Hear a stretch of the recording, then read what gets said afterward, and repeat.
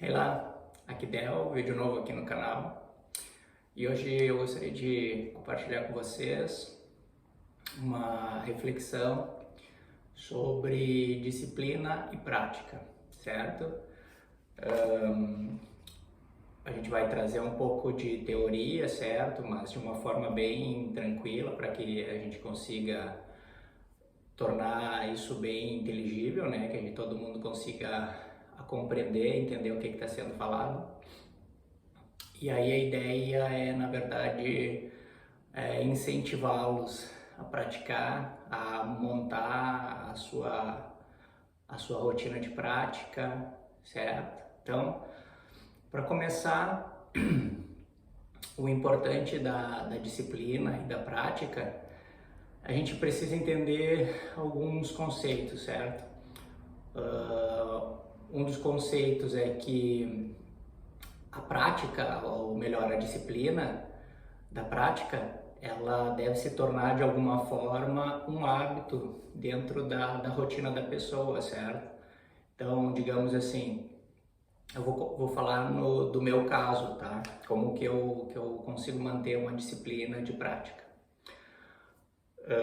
O primeiro passo, digamos assim, é tu ter um local específico de prática, certo? O recomendado, o conciliado é que tu tenha um local específico para tua prática, para que naquele local tu construa ali, né? Tu crie naquele local um estímulo para tua prática diária, certo? Então, no meu caso, esse espaço aqui é o meu local de prática, certo? É o local onde eu dou algumas aulas também, ou online, ou presencial. Então o ideal é que você tenha um lugar para sua prática, certo? Então se você tem um local específico, isso já te ajuda com a prática, porque se tu vai ficar sempre te movimentando, sempre tendo que pegar um lugar diferente, isso talvez te dificulte um pouquinho essa disciplina de prática. No caso, para quem não tem um local específico, o tapetinho é o local, certo? O próprio tapetinho da prática é o teu local de prática. Então, procura deixar sempre o teu tapetinho em um local reservado ou em algum local que seja de fácil acesso, né? Para que tu consiga, pelo menos, e aí eu vou contar um pouquinho da minha forma, né? De disciplina. Pelo menos tu vê aquele local lá que está reservado para aquela disciplina ali, certo? Então, o primeiro ponto que eu gostaria de trazer seria esse, né? De tu ter o local sempre bem preparado, digamos assim, né? Tipo, limpo, com uma área fresca sempre para fazer circular, né, o ar. E isso até está descrito, né, no Hatha Yoga Pradipika, o autor, o Swatmarama, ele tem uma parte ali onde ele especifica bem essa coisa da onde se deve praticar, certo? É interessante, só para título de informação. Então, tu ter um local específico para prática, isso ajuda, né, na disciplina. Outra coisa que ajuda é ter um horário específico, certo? Então, a disciplina, a rotina, ou até a questão de hábito seria isso, né? Tu ter um local específico, um horário específico, idealmente, né? Sempre idealmente falando, para a tua prática. Então, normalmente os melhores horários são ou cedinho de manhã ou no final de tarde, né? Para quem chega, digamos assim, do trabalho, chega finalzinho de tarde, faz ali um repouso assim antes da prática, né? Para estar disposto para praticar, e aí faz a sua prática individual, que a gente vai falar sobre isso daqui a pouquinho. Então, além do local específico e um horário específico, isso idealmente falando, seria dois pontos assim que vão te ajudar bastante com relação a essa disciplina e prática. O terceiro ponto que eu gostaria de compartilhar é que tu tem que ter mais ou menos um planejamento de prática, certo?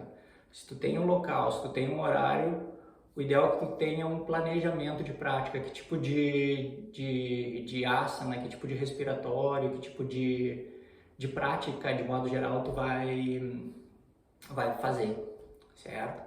Então esses 3 pontos eu acho muito importante, bem importante.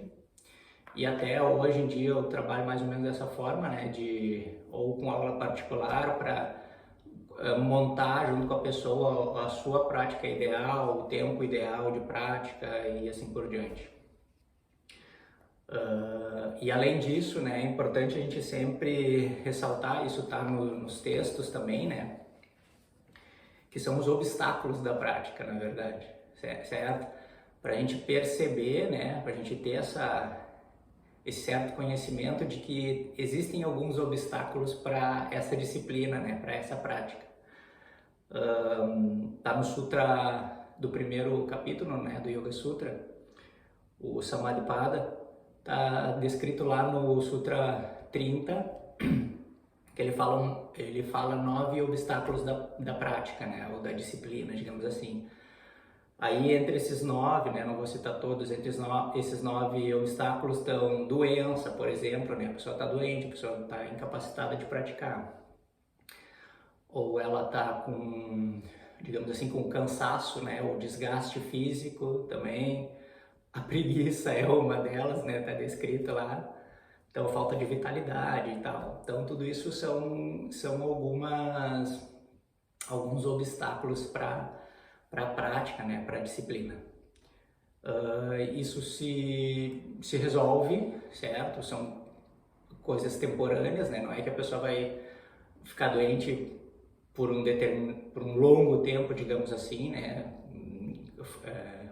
Fora casos realmente de doenças crônicas ou doenças tipo graves realmente, mas de modo geral algum tipo de doença mais simples a pessoa vai ser impossibilitada de praticar por pouco tempo. Então tem os obstáculos, certo? Tem como é que eu posso dizer? Os resultados, né, dos obstáculos, digamos assim, tipo o que isso acarreta no corpo físico, né? Digamos assim, tem os 9 obstáculos e tem as consequências deles. E aí ali ele cita 3 ou 4, se não me engano, que é no próximo sutra, no 31, que ele fala assim que é a respiração difícil, por exemplo, né?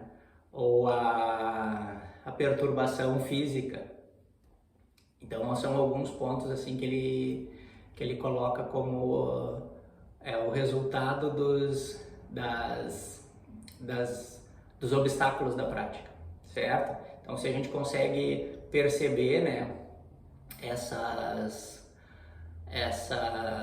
consequências, digamos assim, né, dos obstáculos, como eu disse, doença, fraqueza e tal, eles são visivelmente reconhecidos nesse sentido, né, de tu perceber a respiração difícil, tu perceber que o corpo ele tá fragilizado, que o corpo ele fala até em tremor, né, o corpo trêmulo, assim, que tá relacionado com o sistema nervoso, né. Então, os obstáculos da prática, eles são bem importantes a gente ter sempre uma certa consciência, né, de observar essas coisas e de procurar uma forma de reverter. A própria prática é uma forma de reverter esses obstáculos, entendeu? Então, tipo, se tu tem uma disciplina de fazer uma atividade física ou até um alongamento que seja, ou sentar para meditar, óbvio que o objetivo da meditação não é curar doenças, né, ou alguns transtornos, digamos assim, de a pessoa ter sei lá, ansiedade, por exemplo. Não é o objetivo final, mas ele tem um resultado bom com relação a esse tipo de problema, né? A pessoa ansiosa, ela medita, ela acaba tendo esse resultado de um equilíbrio maior, né? Com a meditação. Mas a ideia é que a própria prática te traga uma saúde melhor, certo? Então, às vezes a própria prática é uma forma de remédio, né? De remediar aquela situação ali de fraqueza, de doença e tal. Então, a disciplina e a prática, elas têm esse objetivo também, né? De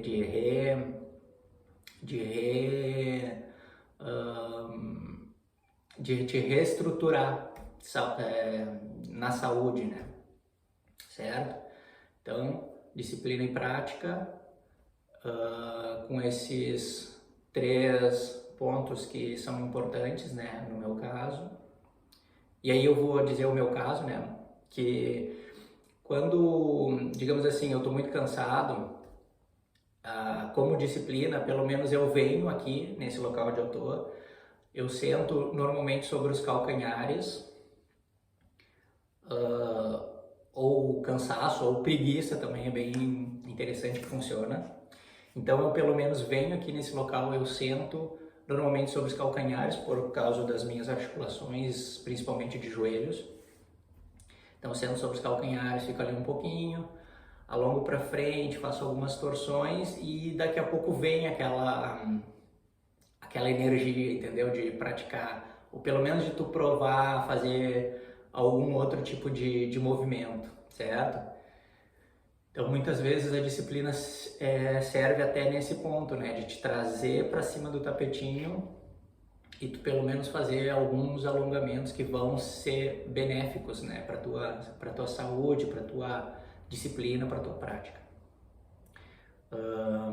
Então era isso que eu gostaria de compartilhar com vocês hoje, nesse vídeo de hoje, um vídeo curtinho, né? Bem teórico, digamos assim.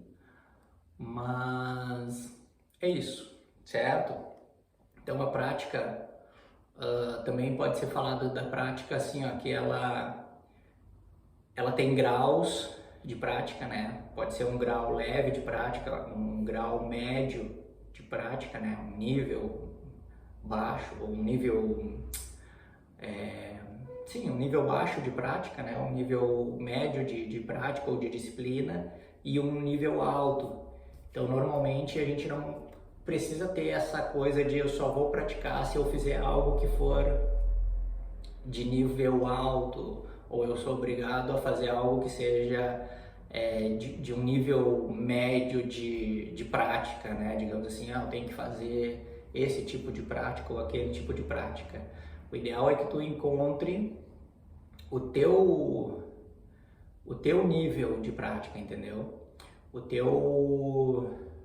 Além da tua disciplina, tu criar, né, essa tua disciplina de prática. E aí vai variar o tipo de movimento, o tipo de respiratório que tu vai fazer, o tipo de meditação. Então tudo isso, o importante é que seja criado por ti. Óbvio que no início a gente não tem muita consciência, digamos assim, então a gente vai praticar em uma escola de yoga, a gente vai fazer o que todo mundo está fazendo, e aí a gente vai descobrindo onde é que estão os nossos pontos, os pontos onde a gente tem que trabalhar mais. Então isso é bem importante, né, nesse sentido da gente descobrindo o nosso corpo, né, descobrindo a nossa prática, e aí na medida que tu vai entendendo como funciona o teu corpo, tu não precisa deixar de praticar em um local, mas nos momentos que tu tem, digamos assim, para te fazer uma prática mais individual, uma prática mais tua, tu vai trabalhar naqueles pontos que tu já sabe, né, que tu já conhece do teu corpo que precisam de um trabalho mais específico, tá bom? O teu professor também pode auxiliar com isso, né? Fala com o teu professor, ele vai te auxiliar, ó, vamos fazer esse tipo de movimento, aquele tipo de movimento, ou tu faz, né, esse tipo de movimento, aquele tipo de movimento, não na aula coletiva, né? Ou, por exemplo, numa aula coletiva, né, uma aula normal, digamos assim, o professor pode propor aquele tipo de movimento, né, para que se trabalhe específico, né, esse tipo de dificuldade que provavelmente mais de uma pessoa vai ter, provavelmente tu vai ser a pessoa que vai trazer, né, essa luz aí sobre essa dificuldade e outras pessoas também vão ser beneficiadas. Tá bom? Então já me alonguei demais, são 15 minutos de vídeo. Era só isso que eu gostaria de compartilhar com vocês sobre prática, disciplina e prática, certo? Que o ideal é que se torne um hábito no nosso dia a dia, né? A gente tenha mais ou menos ali um local e um horário para fazer e que seja feito de forma consciente, com o que é necessário para ti, certo? Então, obrigado por ter assistido o vídeo até aqui e aí a gente vai se falando aí, vou ver se eu faço um vídeo para os próximos dias, dando uma ideia de como montar uma prática, tá bom? Então, obrigado, tchau, tchau.